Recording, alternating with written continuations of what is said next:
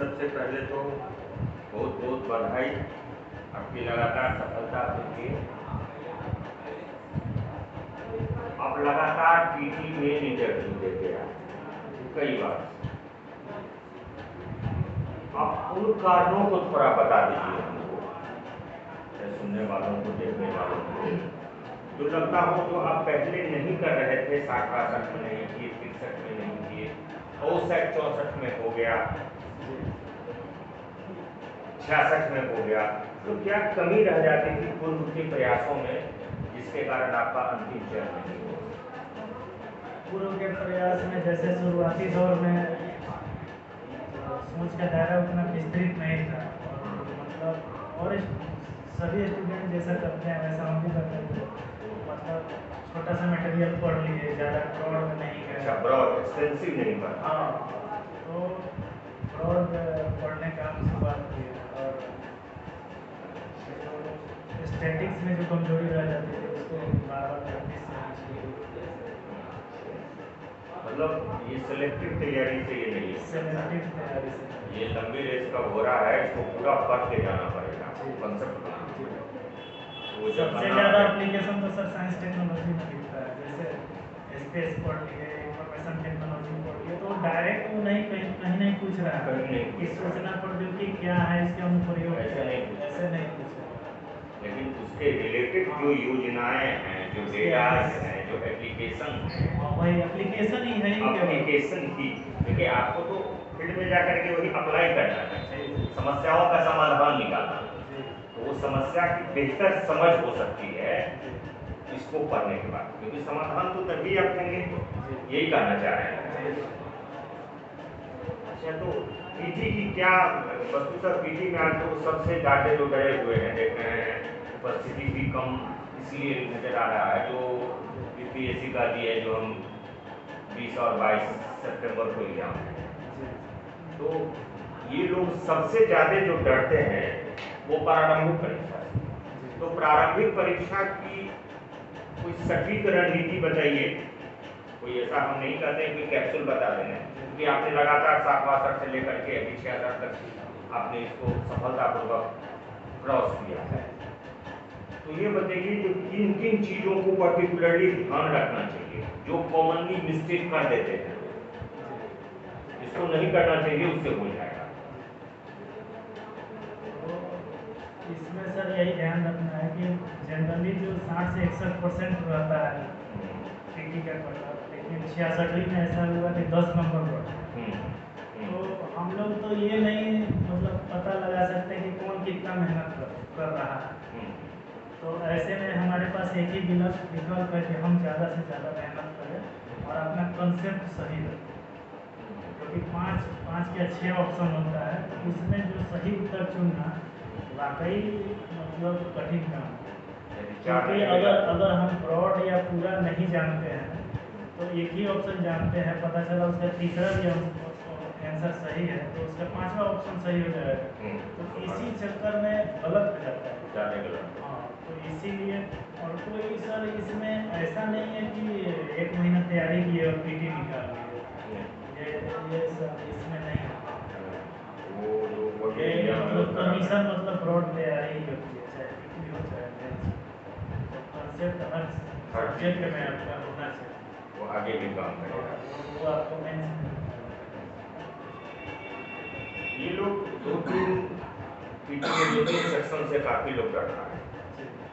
एक तो current affairs, एक हिस्ट्री सबसे अधिक, और तीसरा साइंस, और चौथा किसी से है तो बिहार के बारे में।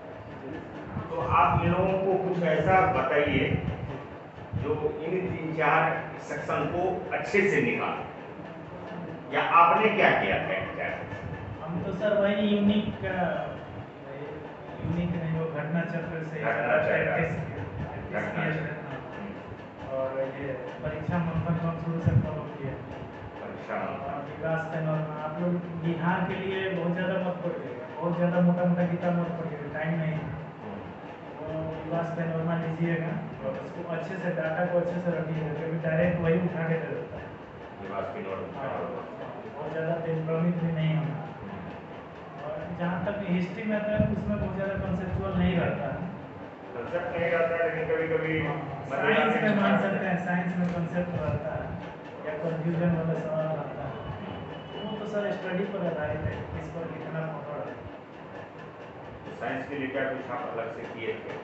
साइंस के लिए सर लूसेंट का एक वॉल्यूम आता है, तो साइंस के लिए स्पेशली और मोटी सी किताब से नहीं पतला ही रहता पतली। है। और ये घटना चक्र में भी सारा चैप्टर दिया हुआ है। और कुछ सारे इस पे भी निर्भर करता है कि हम लोग किस संस्थान से और कितना मेहनत करके आए हैं।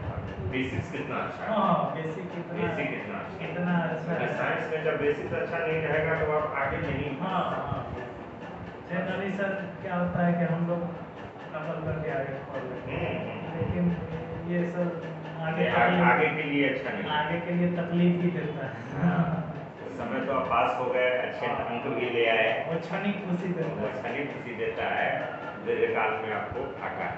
इसीलिए ध्यान रखिएगा, जो जब भी आप पढ़ें थॉरो पढ़ें, कंसेप्ट लीजिए, यही कर रहे हैं। जो ऐसे पढ़ाई कीजिए जिससे पीटी मेन इंटरव्यू तीनों निकले, और पीटी किसी तरह से निकाल लीजिए और मेंस नहीं हो तो फिर उसका कोई मतलब नहीं है। क्योंकि इन्होंने तीनों स्टेज दिया है, सफलतापूर्वक दिया है, तो इनका विचार ये है जो ब्रॉड अध्ययन कीजिए, वो वनडे एग्जाम की तरह है। वो यूटेरिया और स्पीडी जैसा नहीं। एसपीडी जैसा। अच्छा, ये लोग कट ऑफ के बारे में जो ये लोग कहता है, या आप ही इस बार 66वीं में कह रहे हैं देखने में, और कुछ ऐसे न्यूज जो आ रहे हैं सोशल मीडिया पर इधर उधर से, जो इस तरह की बातें होती हैं, क्या बच्चों को उस पर ध्यान देना चाहिए? बच्चों को एग्जामिनेशन का अनाउंसमेंट हो गया है, अब 1 मिनट पे इस पर ध्यान नहीं देना चाहिए। क्योंकि ये ऐसे पास हो गए, ये ऐसे पास हो गए, कॉपी निकल गई, क्या आपको लगता है जैसे होता है? आप अपने अनुभव से बताइए। हमको तो सर ऐसा नहीं लगता है कि हमने 5 बार पीटी निकाले तो कभी उस तरह के क्वेश्चन आउट करा कर हमने पीटी तो नहीं निकाला। यही इनका यहाँ पर आना यह अपने आप में साबित करता है, जो हो सकता है 1-8% हो रहा हो, गारंटी नहीं है, इनके अंदर गारंटी तो नहीं है, लेकिन अधिकतर लोगों का जो होता है वह मेरिट से होता है। यदि बार बार ये कह रहे हैं कारखाना में काम करते हुए भी ये यहाँ तक पहुँचे हैं, तो इनके पास ऐसी इकोनॉमिक स्थिति नहीं थी जो इतना भारी रकम दे रहे हैं। क्योंकि जो जिस तरह की बातें आ रही हैं, 2000, 2000, 5000, 10,000 की बातें भी नहीं होंगी, लाखों में बातें होंगी। तो आप लोग कृपया करके जो सुन रहे हैं यहाँ, वो भी ध्यान दीजिए, जो इन सब बहकावे वाली बात पर बहुत ज़्यादा ध्यान मत दीजिएगा। बहुत ज़्यादा नहीं, बिल्कुल ही ध्यान बिल्कुल नहीं ध्यान दीजिएगा। लोग ये सब अधिकतर वो लोग बातें करते हैं जिनको तैयारी से कम लेना देना था, अपने तैयारी कमजोर तैयारी का कोई बहाना ढूंढना था। आज ही सर हम व्हाट्सएप में देख रहे थे कि मतलब ग्रुप में लोग लिख रहे हैं ये परसेंटाइल सिस्टम बहुत खराब है, यूपीएससी 2 दिन में एग्जाम ले रहा है, हम लोग इसका विरोध करेंगे। तो मतलब ये कहीं ना कहीं खुद तो गुमराह हैं, दूसरों को भी गुमराह है। तो सही बात है, जो इससे भटकाव आता है, बहुत जबरदस्त। जहाँ इस तैयारी में जहाँ भटके, मतलब समझिए सैकड़ों लोग आपसे आगे निकल जाएगा पीछे। एक अंक का मतलब रेस है। है। 2-4 मिनट रुक के हम कुछ सोचने लगे तब तक कितना लोग आगे निकल। अच्छा, मुख्य परीक्षा के लिए कुछ बताइए लोगों को, मुख्य परीक्षा में क्या करना चाहिए? जैसे आपने कहा आपका सब्जेक्ट LSM, मैंने एक बात सुनी है, आपके मुंह से नहीं लेकिन सुनने में आया है कि आप याद बहुत अच्छी तरह से कॉमा फुल स्टॉप तक आपको याद हो जाए। इसका कोई ट्रिक है क्या? याद तो सब लिखते लिखते हो जाता है, और कुछ है, ट्रिक है इसको आप अपनाते होंगे? तो ये अपने आप में बहुत कुछ ये है। एक्ट वगैरह का हम बनाए थे, जैसे टेक्निक बनाए थे। तो बनाते हैं, जैसे लगा लिए, तो ये सब भी उपक्रम आप लोगों को जैसे एक एक्ट में 20 पॉइंट है तो 20 का क्रम से पहला अक्षर चाहे कुछ ऐसा बना लिए थे। बाकी अंदर का याद कर लिया अंदर का तो कंसेप्ट पता ही है।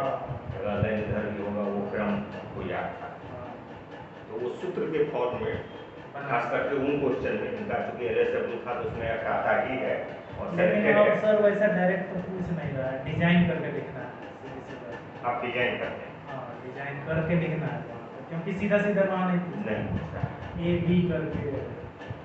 तो वो जो आपका फॉर्मूला है वो आपका जो आ रहा है 2 बार से उसमें बहुत ज़्यादा सटीक नहीं होना। वो तो 64वीं से ही शायद बदलाव आप लोग ही बता रहे हैं। लेकिन मेन उसी पे आधारित है, उसी में से हम निकाल के। बेसिक वही है। बेसिक चूंकि समझा हुआ है तो उसमें से निकालना भी आसान है। तो उसमें से क्या है, मैंने 10 वो जो आपने सेंटेंस या जो वाक्य बनाया है या जो आपने वर्ड क्रिएट किया है उसमें 10 सीक्वेंस है तो 10 में से दो पर आता है। उस 2 को सेलेक्ट करके आपने उसके आधार पर एक्सप्लेन यही है। और क्या करते हैं जीएस के लिए तो वही सर, हम ज़्यादा से ज़्यादा टेस्ट देने में ही यकीन पढ़ लिए सब है बस। फिर अपना न्यूज़पेपर हो गया, मैगजीन हो गया, इससे अपडेट होते रहे और बाकी टेस्ट सीरीज को आधार बना सर जहाँ पे कमेंट किए वहाँ पे अपना सुधार। आप लोग सुन लीजिए, टेस्ट देने से जो भागते हैं उन लोगों की क्या स्थिति होती है। वहाँ पे आप लिख नहीं पाइएगा, 2 क्वेश्चन छोड़ के आइएगा। और हम दावा करते हैं कि मतलब 2 जीएस और 1 ऑप्शनल 3 ही पेपर होता है ना। 3 पेपर में अगर आप 1 क्वेश्चन भी छोड़ दिए ना तो आप वहीं बाहर हो।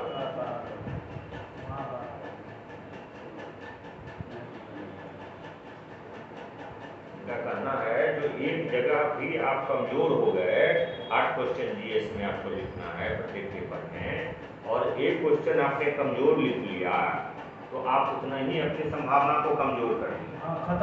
खत्म हो गया, अब बाहर हो जाए। इतना ज़्यादा टफ कॉम्पिटिशन तो इसमें आंसर क्रिएट करना पड़ता है खुद। ऐसा तो अब है नहीं जो पहले जैसा ट्रेंड है जो वो एक निश्चित पैमाने पर हिस्ट्री छोड़ करके बाकी किसी भी सब्जेक्ट में आप ऐसा नहीं। जितने सेक्शन है सब में क्वेश्चन अप्लाइड टाइप का और आपको वहीं पर क्रिएट करना है, ऐसा क्वेश्चन पूछा जा रहा है। तो वैसे आंसर में आपको यह टेस्ट सीरीज या बार बार कहीं टेस्ट जा करके देना बहुत हेल्पफुल हो सकता है। यही और क्वालिटी भी ले जाएगी के लिए सर। पहला तो इसका जो सिलेबस है उस पर सर पढ़ाया है तो पढ़े। इसके बाद जो ये न्यूज़पेपर में डेली का जैसे चुनाव सुधार होता है, चाहे सर्वोच्च न्यायालय का डिसीजन हो, चाहे मतलब और भी घटनाएं हो रही हैं तो उसका संकलन करके और आंसर में पूरा तो आपका पेपर से लिखते थे क्या पॉइंट? हाँ, न्यूज़पेपर से चाहे मैगजीन और लिख लेते। अच्छा, क्वालिटी की ये बात हो गई। इकोनॉमिक्स के लिए क्या? इकोनॉमिक्स के लिए सर पहला तो पूरा सिलेबस पढ़ें और उसके बाद उसमें इंक्लूड करना रहता है बिहार का आर्थिक सर्वे। ज़्यादा मैटर वही करता है या बिहार का PCS लिख रहे हैं और बिहार गवर्नमेंट मान लीजिए बेरोजगारी के लिए हो, चाहे कृषि के लिए हो, चाहे मानव विकास के लिए हो, चाहे सस्टेनेबल डेवलपमेंट के लिए हो, क्या कर रही है आपको पता ही नहीं है तो आंसर का अच्छा नहीं है। तो बिहार को ज़्यादा रिलेट करना है। हाँ, थोड़ा उसमें डाटा भी देना है बिहार का, चाहे तो डाटा डालना पड़ेगा। जैसे मान लीजिए एग्रीकल्चर क्रेडिट बिहार गवर्नमेंट इस साल कितना रखा है, चाहे भारत सरकार कितना रखा है, इस तरह से यदि अब ऋण के बारे में लिख रहे हैं तो आप उसमें कितना मेगावाट जो है सौर ऊर्जा से बन रहा है, डेटा याद रखना है। डाटा थोड़ा यूज करना है, सीधा नहीं मतलब बहुत हो रहा है, ये हो रहा है, वो हो रहा है। बहुत हो रहा है, कितना हो रहा है? हाँ, कम हो रहा है तो कितना हो रहा है।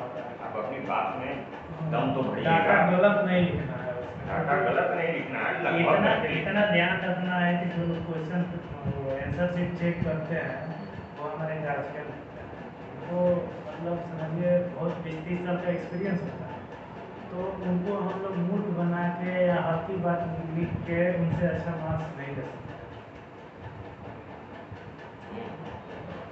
काफी योग्य आदमी होते हैं कॉपी जांचने वाले, इसलिए उनको बेवकूफ बनाने की कोशिश नहीं कीजिएगा जो आपको ध्यान नहीं देगा, और ध्यान यदि दे दिए तो आपको लेने के देने पूरा काट देते हैं। पूरा काट नहीं, जो आपको अच्छा इंप्रेशन थोड़ा बहुत बना भी होगा उसको भी मटियामेट कर देंगे।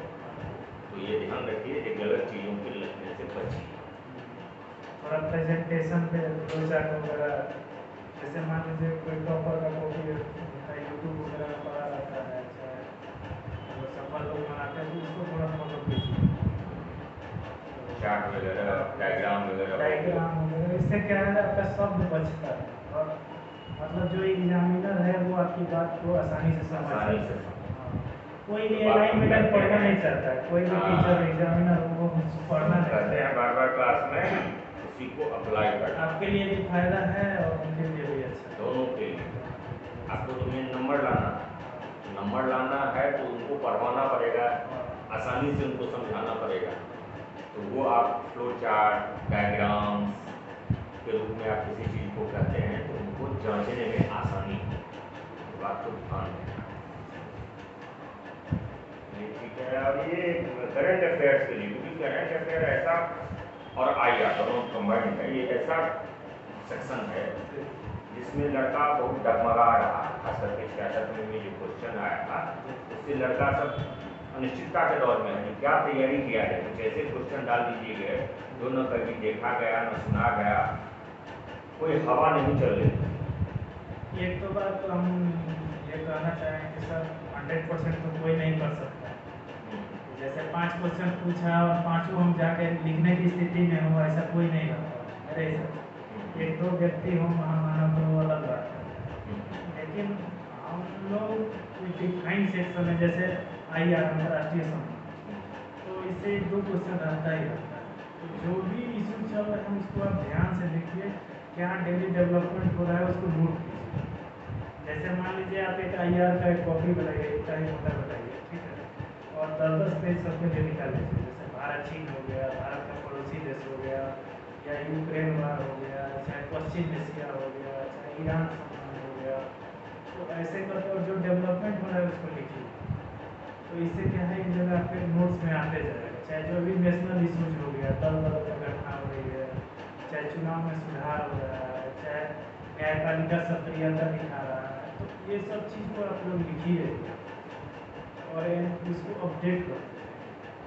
और हम तो इधर देख रहे हैं, चाहे शुरू से ही होता है, पर्यावरण से रिलेटेड सब क्वेश्चन ज़्यादा रहता है, करंट में भी रहता है, जैसे बुश फायर कुछ दिया था सर 65वें में, हाँ, तो पर्यावरण को छोड़ के कहीं नहीं चलना है, तो साइंस एंड टेक्नोलॉजी में इशू में पर्यावरण पर ब्रॉड रूप से करना है। तभी आप मुख्य परीक्षा में एक यहाँ भी काम करेगा और एक साइंस टेक में भी काम करेगा। हर एक जगह इवन ऑप्शनल में कई सारे इश्यूज हैं, एनवायरमेंट कंसर्नेंस इतना बढ़ा हुआ है, तो ऑप्शनल एनवायरमेंट को छोड़ के कोई बिहार गवर्नमेंट भी अभी गवर्नमेंट बने हुए कितना एक हफ्ता भी नहीं हुआ, 12,000 करोड़ रुपया जल जीवन हरियाली काफ़ी फोकस चल रहा है। हाँ, हम लोग का अस्तित्व भी पर्यावरण पर है, तो इसको छोड़ के नहीं चलना, इस पर ज़्यादा फोकस करना। पर्यावरण वाले भारत सरकार का प्रयास हो गया, चाहे मान लीजिए अंतर्राष्ट्रीय स्तर पर भी प्रयास हो रहा है, बिहार गवर्नमेंट का भी हो रहा है, तो ये सब आपको लेटेस्ट इशू को प्रदीप जी कह रहे हैं कि आप सबके लिए अपना अपना एक मोटी सी कॉपी बना लीजिए, और जो इम्पोर्टेंट घटना आपको नज़र आते हैं, चाहे वो पॉलिटी से संबंधित हो या फिर आईआर से संबंधित हो, उसके हेडिंग के तहत 10 पेज उसको दे दीजिए और उसके बारे में लिख लीजिए। अपडेटेड रहिए, अपडेट करके रहिए डेली बेसिस पर, वीकली बेसिस पर, मैगजीन से या पेपर से।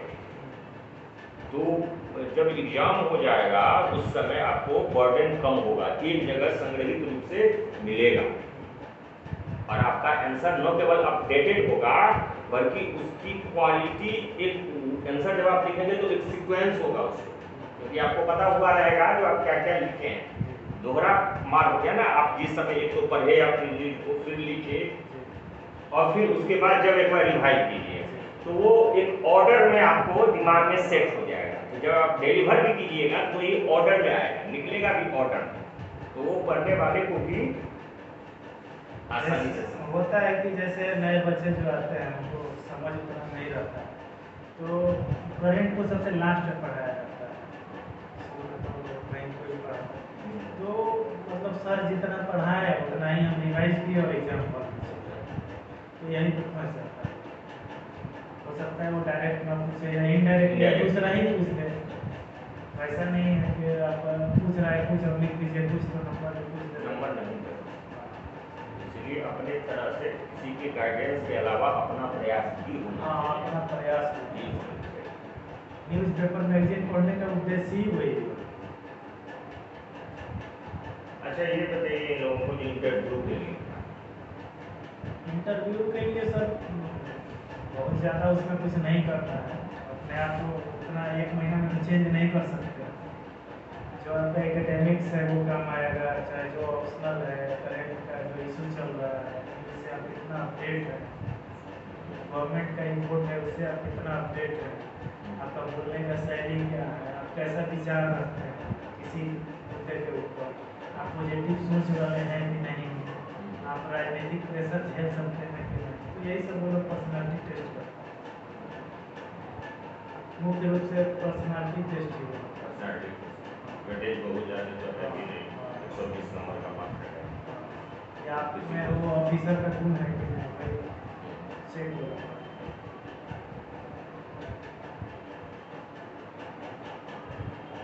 अच्छा, आप तो सेवा में भी हैं, केंद्रीय सेवा को छोड़कर बिहार सरकार की सेवा में उतने दिनों का 6-8 महीने जो भी उसमें एक्सपीरियंस आपका क्या है? एक्सपीरियंस अच्छा भी रहा है, कुछ खराब भी रहा है, मिला जुला सब एक्सपीरियंस।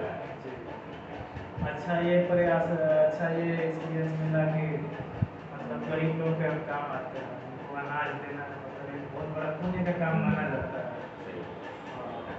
मेरा यही प्रयास रहता है, मोबाइल नंबर मतलब सारे क्षेत्र में प्रखंड में कोई अगर बेघर बदमाशी करता है, चाहे किसी का राशन कार्ड नहीं बना, तो हम उसके लिए हमेशा तैयार रहते हैं।